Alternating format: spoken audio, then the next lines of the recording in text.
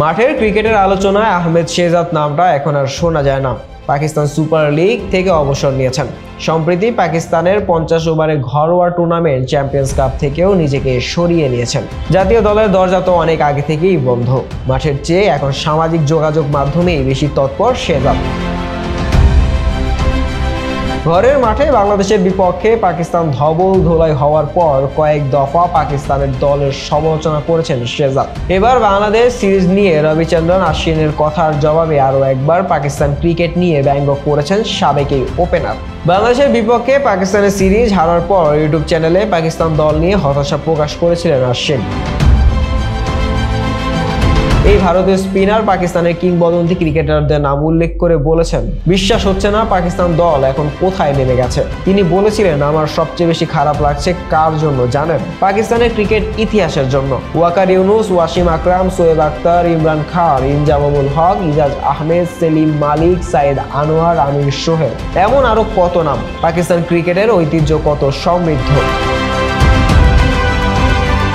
আশ্বিনের হতাশা প্রকাশ নিয়ে ইউটিউবে কথা বলেছেন শেহজাদ।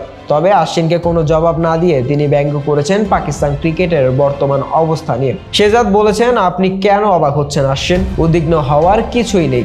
এখানে সব ঠিক আছে। এখানে স্টেডিয়াম তৈরি হচ্ছে, আপনি দেখছেন না। একটু বিস্মিত হবেন না। আপনি কি দেখছেন না? পাকিস্তান একটা চ্যাম্পিয়ন্স কাপ আয়োজন করছে।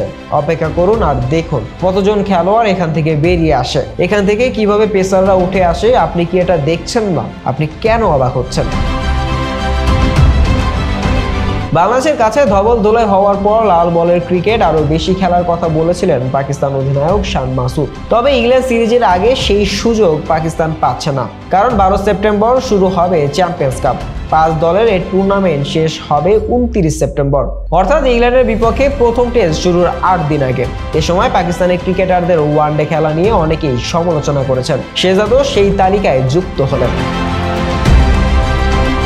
শেহজাদ এরপর যথারীতি পাকিস্তানের বিশ্বকাপ ব্যর্থতা ও খেলোয়াড়দের বাজে ফর্মের বিষয়টি সামনে এনেছেন। তিনি বলেছেন, আমরা টি-20 বিশ্বকাপে সুপার 8-এ না হয় না গেলাম, দলে গ্রুপিং থাকলেই বাকি। বর্তমান খেলোয়াড়ের যদি পারফর্ম না করে তাতেই বাকি। এটা বড় কোনো বিষয় নয়। দয়া করে উদ্বিগ্ন হবেন না আশ্বিন।